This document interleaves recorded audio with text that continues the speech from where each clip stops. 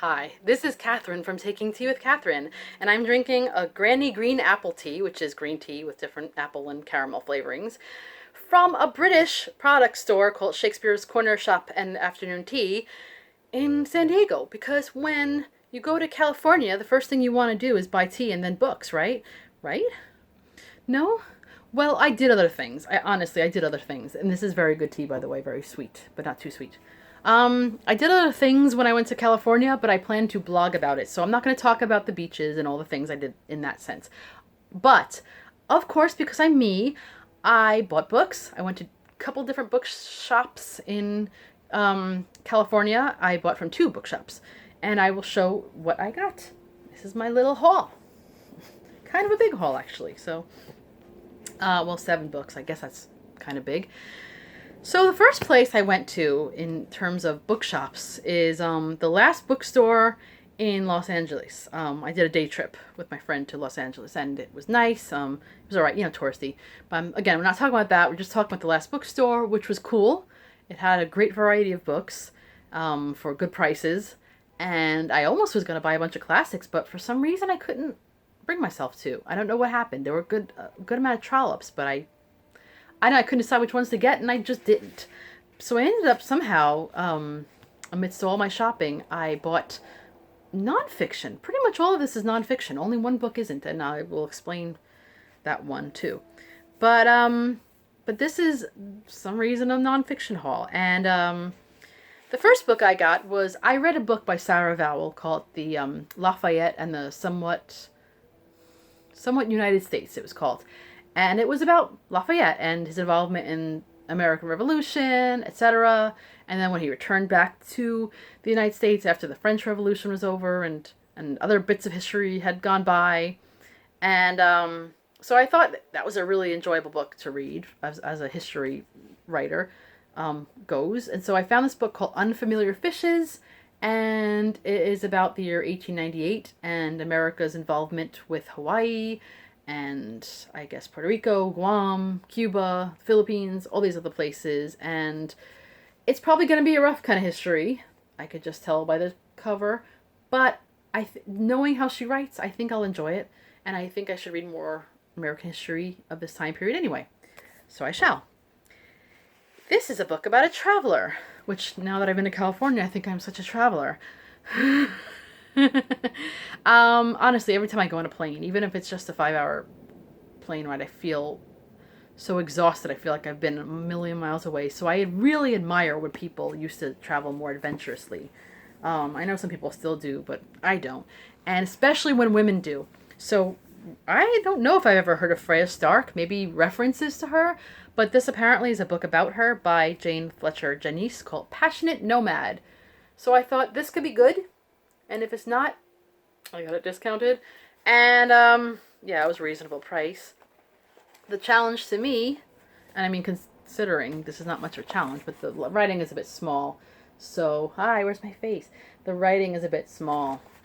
But if I read in something with a lot of light, I could probably deal with it. Because I'm in a decent amount of light right now, and it's not too bad. But before, when I was in slightly less light, it kind of hurt. Whiny, whiny, whiny. But, it was autographed, which I didn't notice until I got home, to someone named Nita on a Mother's Day, apparently. I don't know if it was a gift or what, but this was written over 20 years ago, I think, so who knows? Who knows what happened to Nita, but I'll probably never know. I find those things interesting, though. Okay, so I read a book by Cy Montgomery, or actually I haven't finished the book yet, but I'm well into it, and I like it so far, called How to Be a Good Creature. And it's just about her relationship with animals and what they taught her. And one of the animals she wrote about is covered in, I think, a greater extent. And I guess this is an older book. Let's see, 2007, so a while ago now. About her pig, Christopher Hogwood. The good pig. Which means I'm probably going to cry. When you see this picture, right, you're like, oh man, I'm going to cry. I'm not even that into pigs. Like, even, okay, Charlotte's Web, whatever, but by the way, there was a spider in my apartment that was just living there and it died. Kind of sad about that. Anyway, side note. But anyway, this is the good pig, and I'm interested in reading a little more about this pig, because from the little bit I read about him, it was interesting. It'll probably take me off pork for a while, which can only be a good thing, as I ate so much meat somehow. I always thought California had a lot of vegetarian places, and maybe they do, but somehow I found myself eating a lot of meat. My cholesterol. Anyway, so this could be a good thing, and hopefully I will like it. I will let you know how I feel. It's got a blurb by the writer of Marley and Me, which means tears, tears everywhere.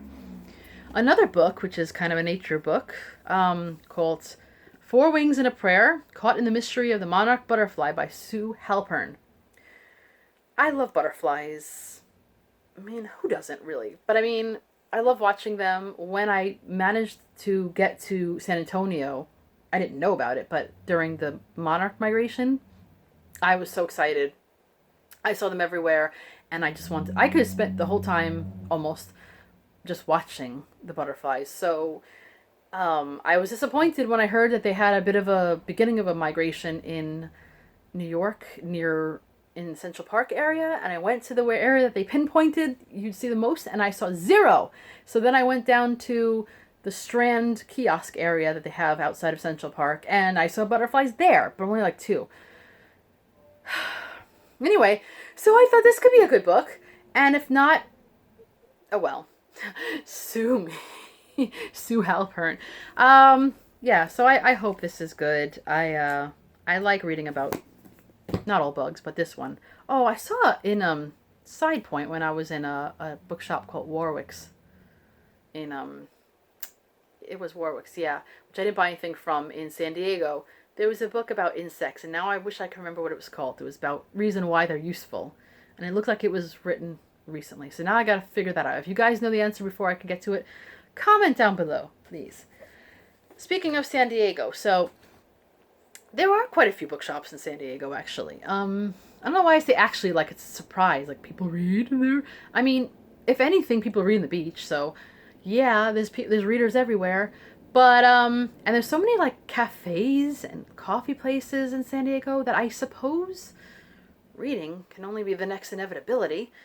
So after looking through a few bookshops, we found a wonderful one called Verbatim. Beautiful place. Really wonderful space in there.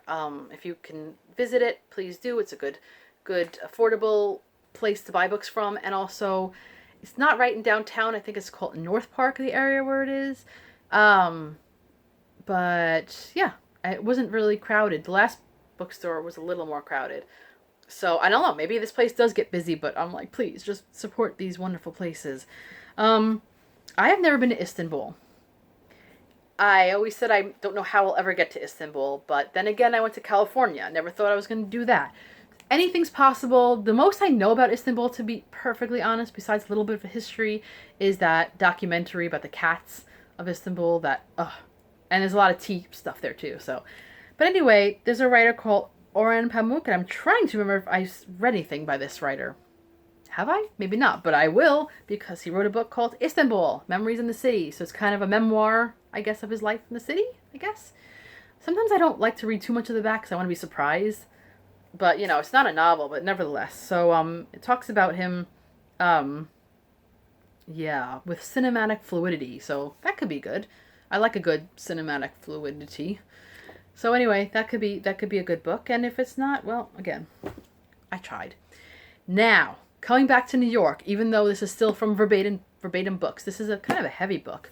But if I haven't mentioned this before, I love the Metropolitan Museum of Art. It's like one of my favorite museums ever.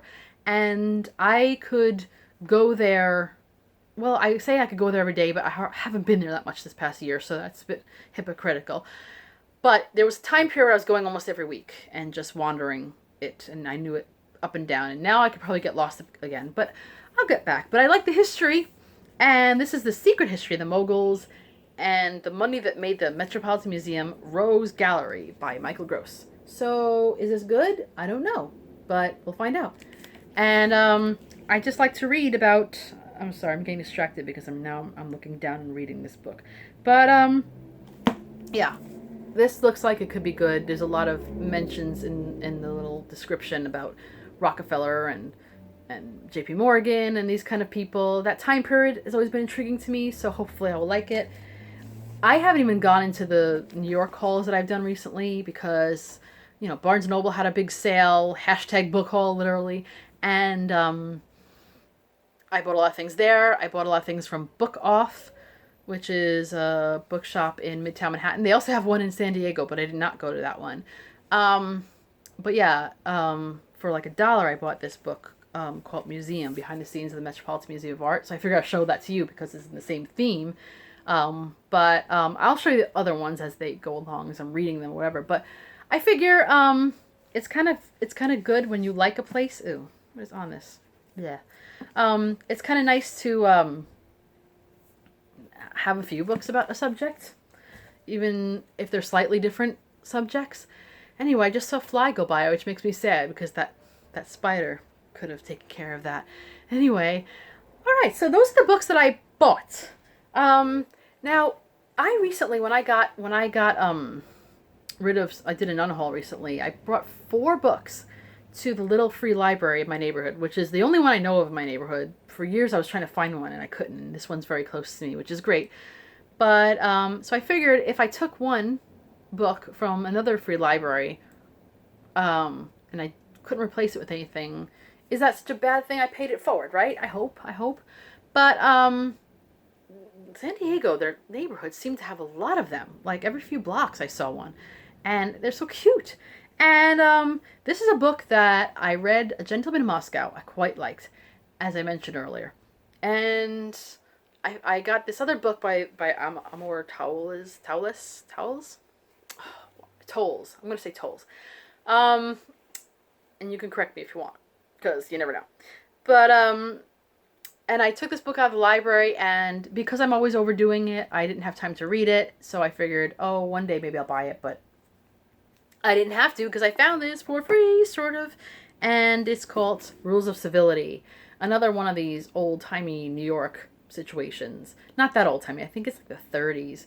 So, but it's still old-timey because it's before my time, right? And it's before my parents' time, so old enough.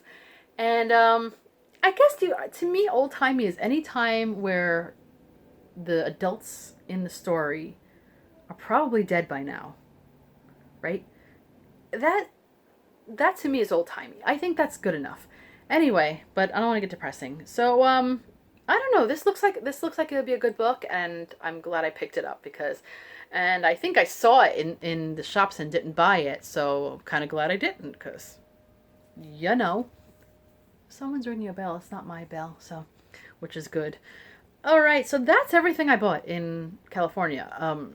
I didn't go nuts buying souvenirs for people because I used to do that, and I kind of realized that it's nice for a moment because you realize, you thought of them, but you're mostly buying things that are made in China, and unless you went to China, that makes 0 sense. And unless you really find something that someone's going to like, I just don't see the point in just buying tchotchkes for people that's going to collect dust. And especially because half the people in my life are minimalists. Or trying to be, trying to Marie Kondo, whatever her name is, KonMari method. They're trying to get rid of things. So getting extra things doesn't make sense. I bought one thing for one person, and who lives near me, but I didn't go nuts. And it may be selfish that I ended up buying myself a bunch of books, but you know what? I lend them out sometimes too. So I'm not that unselfish. I mean, I'm not that unselfish. But anyway, I was on vacation. I think, whatever. I'm not going to lose any sleep over it. And it's hard to transport food things, so, except tea, but I've bought people tea so much recently, and there's no point. See, do you see how I guilt? I have a wonderful time on a trip, and I'm guilting. Anyway, so instead of guilting, I should be reading and drinking tea and hanging out with my kitty cats who miss me and are giving me guilt complexes because they miss me. So that's all for today. I'm going to sign off. I hope you like those books. Please let me know if you've read any of these books and what you thought of them anytime. If you think I should read any of them sooner than later, recommendations are welcome. And I hope you've had a lovely day, and I hope you had a lovely week while I've been away. And this is Taking Tea with Catherine. Bye.